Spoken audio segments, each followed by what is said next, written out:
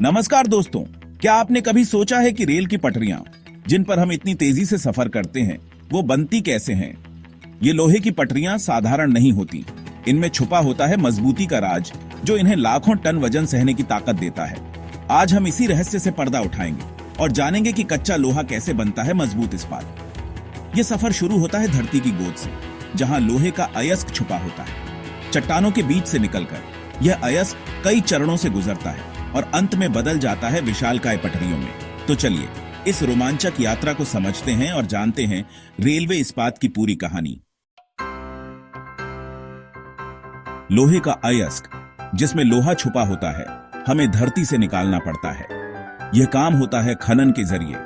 विशाल मशीनें, जिन्हें हम खुदाई करने वाली मशीन या उत्खनन यंत्र कहते हैं, जमीन की खुदाई करती हैं और चट्टानों को तोड़कर लोहे का अयस्क बाहर निकालती है। यह अयस्क अलग अलग रंग और बनावट का होता है। कुछ अयस्क लाल रंग का होता है तो कुछ काला या भूरा भी। भारत में उड़ीसा, छत्तीसगढ़ और झारखंड जैसे राज्यों में लोहे का अयस्क बहुत मिलता है। खनन के बाद इस अयस्क को कारखानों में भेजा जाता है, जहां शुरू होता है इसे इस्पात में बदलने का सफर। खनन के बाद इस अयस्क को ट्रकों में भरकर कारखानों तक पहुंचाया जाता है, जहां इसे और प्रक्रियाओं से गुजारा जाता है। कारखानों में लोहे के अयस्क को सबसे पहले एक विशाल भट्टी में डाला जाता है। यह भट्टी इतनी गर्म होती है कि इसमें लोहा पिघलकर तरल रूप में बदल जाता है। इस प्रक्रिया को कहते हैं प्रगलन। भट्टी में अयस्क के साथ कोयला और चूना पत्थर भी डाला जाता है। कोयला आग को तेज करता है, जबकि चूना पत्थर अशुद्धियों को अलग करने में मदद करता है। जब भट्टी का तापमान 1500 डिग्री सेल्सियस से भी ज्यादा हो जाता है तो लोहा पिघलकर नीचे बैठ जाता है और अशुद्धियां ऊपर तैरने लगती हैं। यह दृश्य किसी ज्वालामुखी से कम रोमांचक नहीं होता। यहां आप देख सकते हैं कि कैसे पिघला हुआ लोहा भट्टी से बाहर निकल रहा है।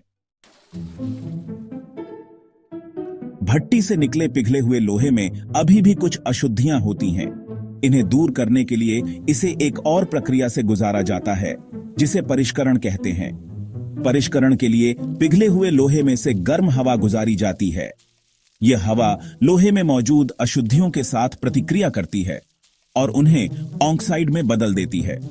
ये ऑक्साइड हल्के होते हैं और पिघले हुए लोहे के ऊपर तैरने लगते हैं, जिन्हें आसानी से हटाया जा सकता है। इस तरह लोहा और भी शुद्ध हो जाता है। परिष्करण एक महत्वपूर्ण चरण है जो यह सुनिश्चित करता है कि हमें मजबूत और टिकाऊ इस्पात मिले। सेक्शन 5 बेसेमर प्रक्रिया। इस्पात का जन्म। अब बारी आती है शुद्ध लोहे को मजबूत इस्पात में बदलने की। इसके लिए कई तरीके इस्तेमाल किए जाते हैं, जिनमें से एक है बेसेमर प्रक्रिया। इस प्रक्रिया का आविष्कार हेनरी बेसेमर ने किया था और इसी के नाम पर इसे बेसेमर प्रक्रिया कहा जाता है। इस प्रक्रिया में पिघले हुए लोहे में से तेजी से हवा गुजारी जाती है।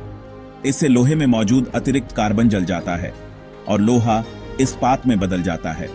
आजकल बेसेमर प्रक्रिया की जगह विद्युत आर्क भट्टी का इस्तेमाल ज्यादा होता है।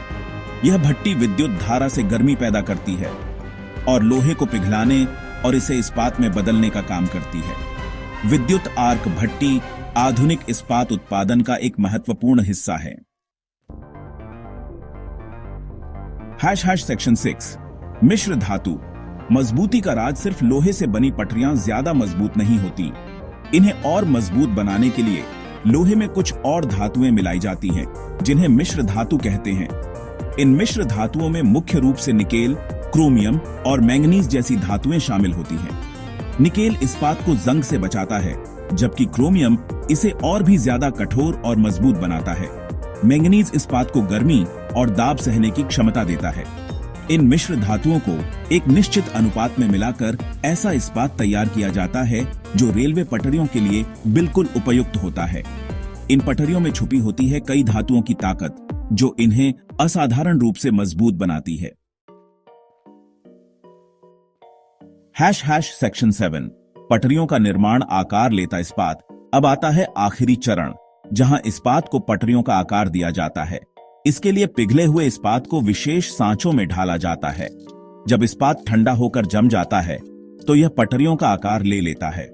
इन पटरियों को फिर मशीनों द्वारा कटा और पीसा जाता है।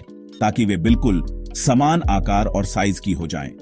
अंत में इन पटरियों पर गुणवत्ता जांच की जाती है ताकि यह सुनिश्चित हो सके कि वे सभी सुरक्षा मानकों पर खरी उतरती हैं। इसके बाद ही इन्हें रेलवे लाइनों में बिछाने के लिए भेजा जाता है। इस्पात की ये पटरियां अब तैयार हैं देश भर में रेलवे लाइनों का जाल बिछाने के लिए। सेक्शन 8 सुरक्षा की नींव, इस्पात की अहमियत। तो दोस्तों, यहां समाप्त होता है हमारा यह रोमांचक सफर। हमने देखा कि कैसे एक साधारण से दिखने वाले लोहे के अयस्क को कई चरणों में परिष्कृत कर मजबूत इस्पात बनाया जाता है। यह इस्पात सिर्फ रेलवे पटरियों का ही नहीं, बल्कि हमारे देश के विकास की भी नींव है। इस्पात की गुणवत्ता रेलवे के लिए बेहद महत्वपूर्ण है, क्योंकि यह यात्रियों की सुरक्षा से सीधे तौर पर जुड़ी होती है। मजबूत